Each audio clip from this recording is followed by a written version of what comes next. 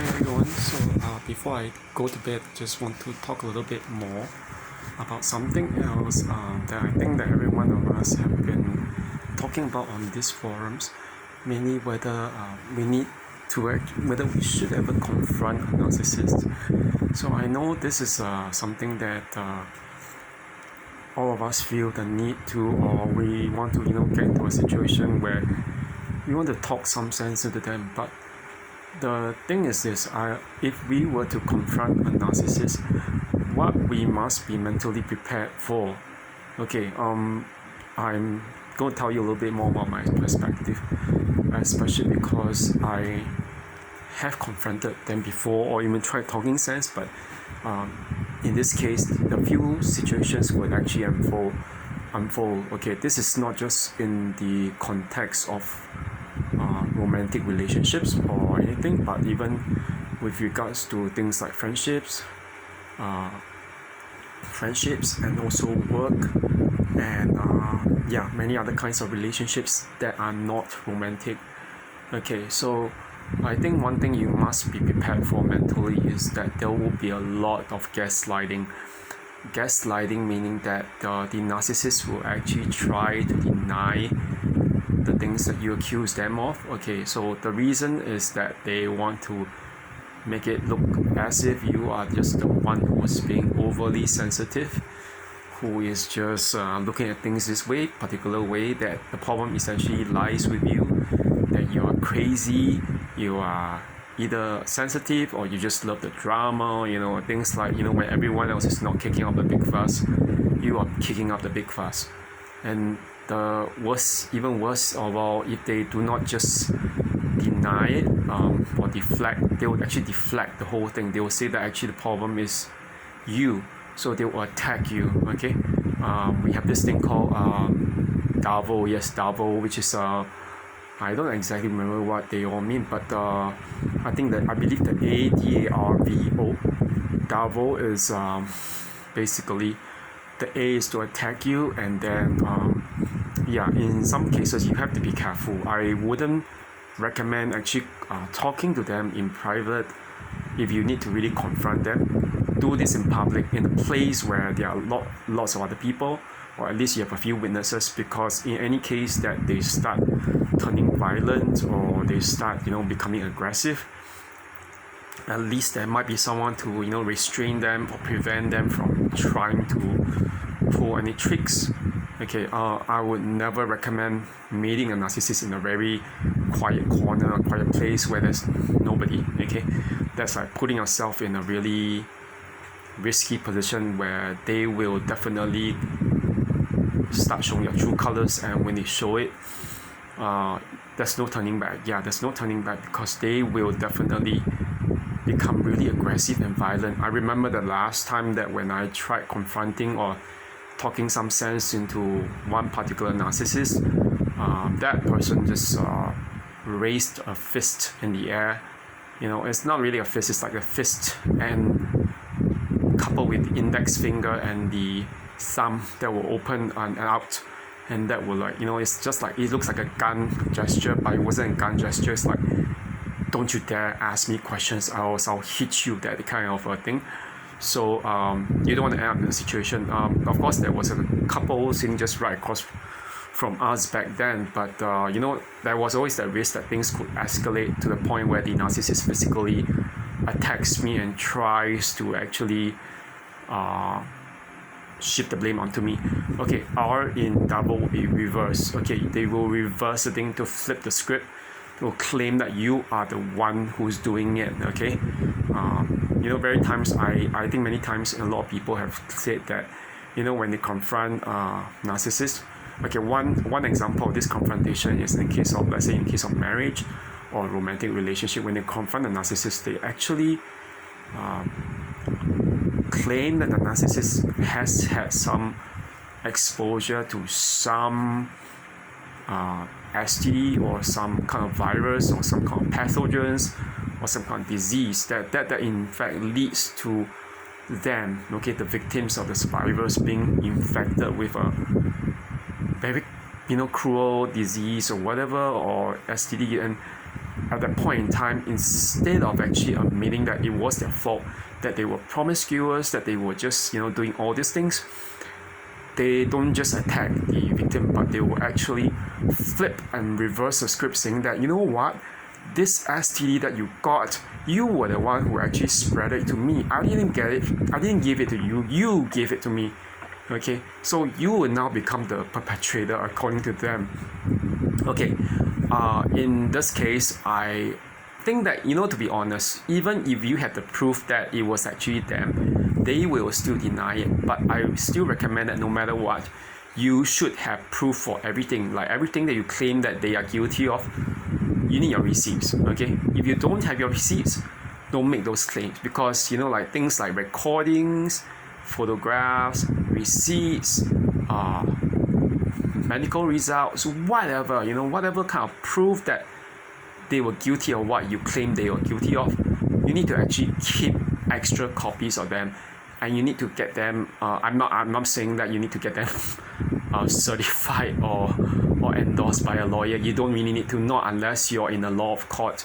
But if you are in a law of court, yes, you need to get them certified by a lawyer, okay, to verify them, and you have to even notarize them, and that applies to a legal setting. Okay, very thankfully, I haven't had a situation where I needed to do that, but I had to have a so-called negotiation with a narcissistic boss before, and I remember that everything was like it's like she kept on saying that I have this proof that Kevin, that's me, was doing this, but she couldn't produce that proof. The thing is this, and so the thing is when it happens and it turns out to be this, that they cannot produce any proof against you, you are actually at an advantage, and you should be the one producing that proof. Okay, especially in legal cases. Okay, so the one thing is this, and I think that the one thing you need to be aware of is this: always be prepared that when you confront a narcissist, if you really want to do that, you will be the victim. Okay, you will be painted out to be the victimizer. So the narcissist will start putting on certain, like, oh, poor me, and yeah, that's where the devil comes in. Okay, the devil, V means victimizer. They will pretend to be the victim, and you will become the victimizer. I think at this time it takes a lot of this kind of self-awareness and awareness of the whole situation to know that whatever you do, you're not going to necessarily win, especially if you use your emotions. The thing is this: narcissists thrive on us being overly emotional. The more emotional we get, the more it plays to their advantage. I'm not saying that you want to be as unemotional or so-called cruel or whatever as a narcissist. You're not going to out-narc the narc, okay? We are not narcissists. The thing is this: we need to have proof, yes. But even when we present it, we are not going to expect like a miracle that they're going to be like suddenly, hallelujah, they will be, praise God, they will just change and they'll be struck by a pang of guilt or of conscience. It's not going to happen, okay?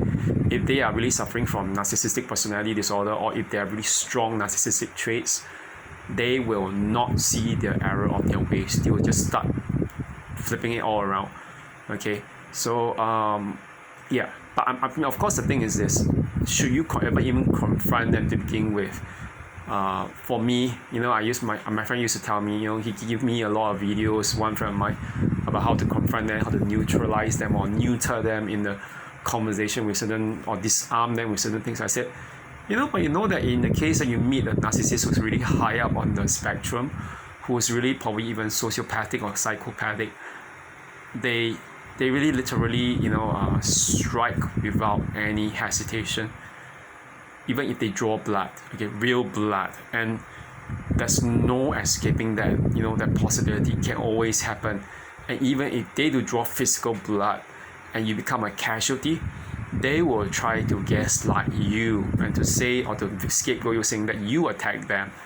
Okay, so I would just urge y'all, if you have to meet them, don't meet them in a very quiet place. Just like I said, have all the evidence, okay, and make sure it's all backed up, everything, and all the receipts, everything. But if it still doesn't really work out, the thing is this: we don't have to convince them of anything. Okay, the thing is unless you're a law of court, the person you're trying to convince is actually the lawyer and the jury. And in this case, you can't be doing it by yourself. You need a lawyer. You can't just represent yourself, and then you can't get all emotional. Your lawyer has to know how to deal with this kind of people. The lawyer or the mediation officer, he or she has to be very clinical and objective to the point that he will tell you, you shouldn't get too emotional. If you do this, you're gonna play into their hands and whatever. So, I always recommend, the best thing is, if you can get help, so from a therapist or psychologist to tell you how to handle all this stress and anxiety, it would be even better. Okay, so anyway, and I mean, in the worst case scenario, always remember, you have a right to walk away. Okay, I kind of regret not walking away back then years ago during the discard by one particular ex-narcissist, and it was really horrible. It's like 45 minutes trying to talk sense into these people, trying to talk some order, get some sense of order, some semblance of it whatsoever. But the outcome was still the same. They will still discard you, and not just discard you, but during those the 1 hour or 45 minutes, it feels like a hell on earth. Because the thing is, after talking with the psychologist, she herself told me, that what is an alternative you could have created. She actually told me that during the EMDR session, and I told her, actually, I always felt that I wanted to walk away, or if not walk away directly, even before he was finished. I could have just simply confront him and say to his face, you don't have a right to do that kind of stuff. Don't point your finger at me, okay? And don't point your fist or whatever, think you can get away, because if you do that, I'm going to call the police, okay? Things like that.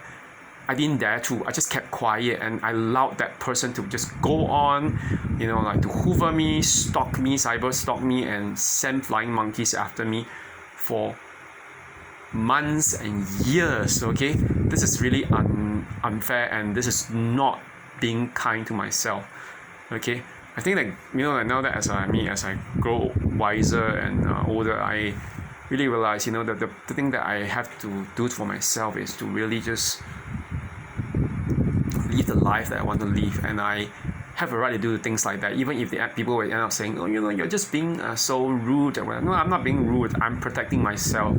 Okay, I can walk away, or I can just lay a boundary, and that is my right to do that. Okay, everyone has a right to do that. You have to tell yourself that. Okay, whether you're an empath or not. I mean, if they can try to break our boundaries, then they never even respected us to begin with. So why should we keep them? Okay, so that's it for now, and I'm gonna go sleep, because I'm not sure whether the green tea is keeping me awake. I think it is, but we'll just try to pop some health supplement to help relax me, whatever. Okay, but anyway, have a good one, everyone. Okay, thank you, bye bye.